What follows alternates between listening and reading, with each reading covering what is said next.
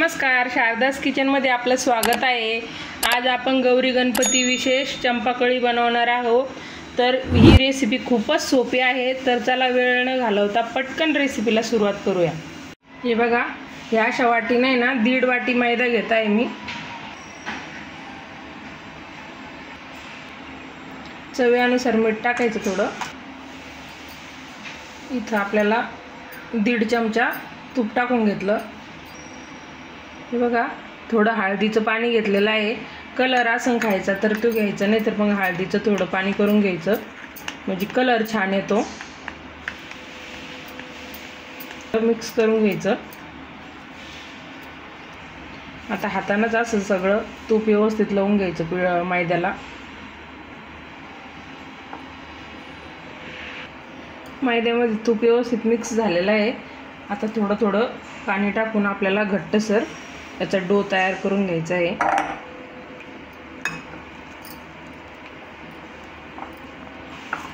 हे बघा, अशा पद्धतीने डो तयार झालेला आहे आपला।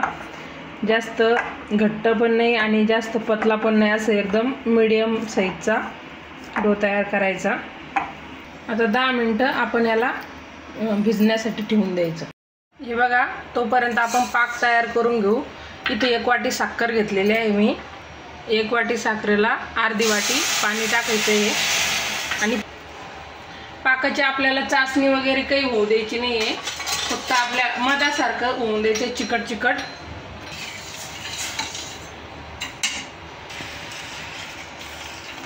वितळत आहे आपली साखर आता चांगली। थोडीशी विलायची पावडर टाकायची। बघा, असं मधासारखं झालेलं आहे, चिकट चिकट, जास्त वेळ लागत नाही। आता लगेच गॅस बंद करून टाकायचा। हे बघा, आपलं पीठ व्यवस्थित भिजलेलं आहे।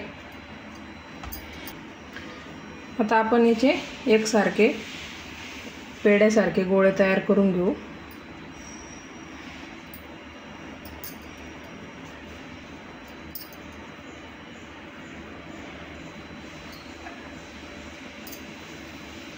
हे बघा, 1 पेढा घेऊ आपण याच्यातला आणि बाकीचे ठेवून देऊ।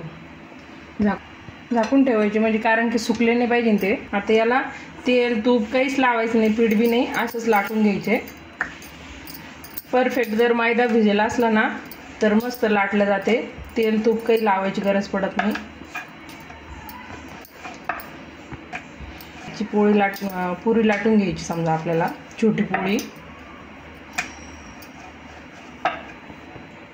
तुम्हाला जर थोडी मोठी करायची असेल तर तुम्ही मोठी करू शकता, पण अशी लहान साईजचीच चंपाकली छान वाटते।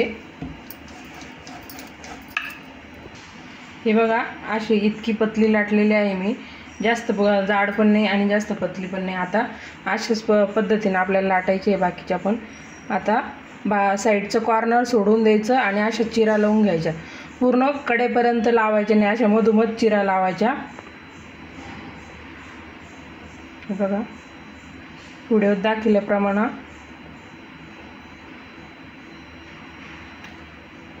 खूप सोपी आहे चंपाकली बनवायला, कोणी पण बनवू शकतं। हे बघा, अशी उचलायची आणि अशी फोड करून घ्यायची।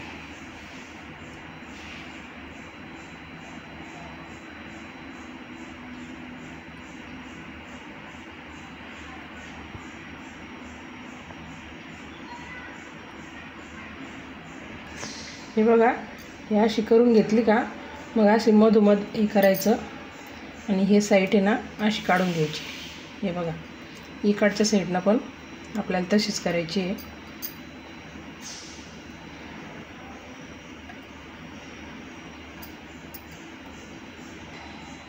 हे बघा, किती छान अशी चंपाकली तयार झाली आहे। आपण आता अशीच करून घेऊ। बघा, आणखीन एक दाखवते मी तुम्हाला, म्हणजे लक्षात बसन। कोणी पहिल्यांदा पण बनवत असेल तर त्यांना पण व्यवस्थित बनवल्या येईल।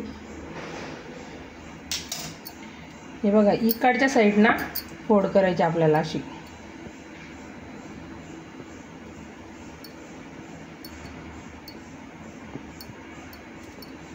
किती सोपी आहे ना.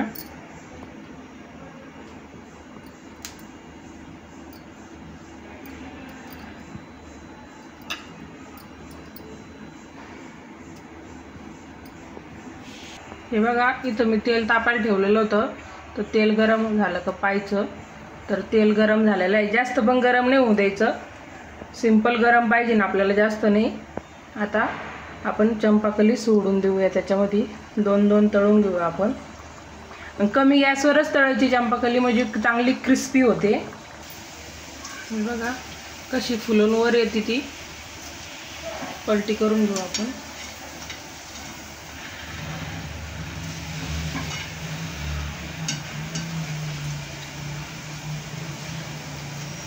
बघा चांगला कलर चेंज होईपर्यंत, म्हणजे असे चांगले क्रिस्पी झाले पाहिजे अशा तळायच्या. तुम्हाला दाखवते मी तळल्यावर. बघा या अशा पद्धतीने तळलेल्या आहे, मस्त क्रिस्पी झालेल्या आहे. या दोन्ही बाजूने असा हलकासा कलर चेंज झालेला आहे. तर आपल्याला चांगलं तेल निथळून काढून घ्यायचं. अशाच पद्धतीने आपण सगळ्या तळून घेऊ. आपण मिनटं थंड झाल्या का चंपाकली, आणि पाक आपला थोडा कोमट असला तवाच टाकायचं. पाक जर तुमचा थंड झाला ना तर थोडासा गरम करून घ्या, आणि मग त्याला 1-2 मिनटं असं आलटी पलटी करून आपल्याला ही चंपाकली याच्यात चांगली डिप करून घ्यायची आहे. हे बघा चांगली सुकलेली आहे, पाक शोषून घेतलेला आहे. हे बघा आपल्याला अशा जाळीमध्ये काढून घ्यायची आहे. खाली निघून जातो, खाली ताट घेतलेला आहे जाळीच्या. हे बघा अशी काढून घ्यायची. बघा आपली चंपाकळी इथं बनवून तयार आहे. किती सुंदर आणि सुपक दिसतीये. तर अशी चंपाकळी तुम्ही नक्कीच बनवून बघा. आवडल्यास व्हिडिओला लाईक आणि चॅनलला सबस्क्राईब करा. भेटूया नवीन नवीन रेसिपीसोबत पुढच्या व्हिडिओमध्ये.